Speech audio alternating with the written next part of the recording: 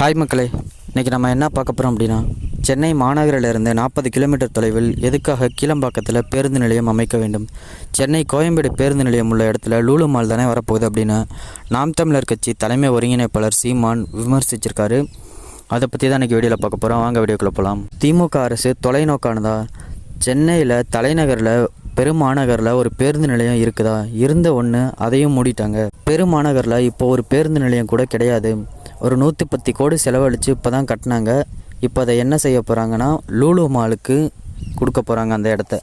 அதுக்காக தான் இப்போது கீழம்பாக்கத்துக்கு அங்கேருந்து பஸ் ஸ்டாண்டாக மாற்றிருக்காங்க. சென்னையிலேருந்து 40 கிலோமீட்டர் தொலைவில் கீழம்பாக்கம். அப்போ சென்னையில் ஒரு பேருந்து நிலையம் கூட கிடையாது. கீழம்பாக்கத்தில் இறங்கி எப்படி இங்கேருந்து அங்கே வருவாங்க? அதை விட கீழம்பாக்கத்தில் இருக்க பேருந்து நிலையத்தை சுற்றி எத்தனை பள்ளிக்கூடங்கள்லாம் இருக்குது? அந்த மாணவர்கள்லாம் சாலையை கடந்து போகும்போது நிறைய போக்குவரத்து செல்ல எவ்வளோ சிரமப்படுவாங்க? இதுதான் உங்களோட தொலைநோக்கா அப்படின்னு கேட்டிருந்தாரு சீமான். கீழம்பாக்கத்தில் பேருந்து நிலையம் கட்டினீங்க, இப்போது மதில் சுவரை இடிக்கிறீங்க. யார் கீழம்பாக்கத்தில் பேருந்து நிலையம் வேணும்னு கேட்டது? அதில் 70% வேலையை அதிமுக செஞ்சு முடிச்சிட்டாங்க. திமுக ஒரு 18 கோடியோ 20 கோடியோ போட்டு முடிச்சு விட்டுட்டு அதில் உதயசூரியன் சின்னம் வைக்கிறாங்க.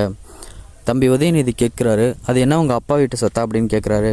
அதே தான் நானும் கேட்குறேன், இது என்ன உங்கள் அப்பா வீட்டு சொத்தா இல்லை தாத்தா வீட்டு சொத்தா? எதுக்காக உங்கள் பேரை வைக்கிறீங்கன்னு கேட்டிருக்காரு சீமான். கருணாநிதியை விட்டால் நாட்டில் வேறு தலைவனே கிடையாதா? அவர் பேர் எதுக்காக வைக்கணும்? ஏன் முத்துலட்சுமி ரெட்டி பெயரை வைக்க முடியாதா? முதல்ல மருத்துவம் படித்த பெண் பெயரை வைக்கக்கூடாதா? நூலகத்துக்கு தாத்தா பாண்டித்துரை தேவரோட பெயரை வைக்கக்கூடாதா? 4வது தமிழ் சங்கம் அமைத்து தமிழ் வளர்த்தவர் பாண்டித்துரை தேவர், அவர் பெயர் ஏன் வைக்கக்கூடாதுன்னு கேட்டிருந்தாரு சீமான். ஜல்லிக்கட்டு நடத்த நான் கேலரி கேட்டேனா? நாங்கள் ஜல்லிக்கட்டு வரும்போது கட்டையை கட்டி ஓட விட்டுட்டு அப்புறம் கலட்டிட்டு போயிடுவோம். அதுக்கு எதுக்கு அவ்வளவு கோடியில் செலவு கட்டிடம்? அதுக்கும் உங்கள் அப்பா பேர் தானா? எதுக்கு தமிழ்நாடுன்னு பேர் வச்சுக்கிட்டு அதையும் தூக்கிட்டு கருணாநிதி நாடுன்னு பேர் வைங்க. கேட்டால் செருப்பை கழட்டி அடிங்க. அதிமுக முடிச்சிருந்தா கீழம்பாக்கத்தில் இரட்டை இலை சின்னம் வைக்குமா? அது உங்கள் கட்சி காசா இல்லை ஏன் காசா?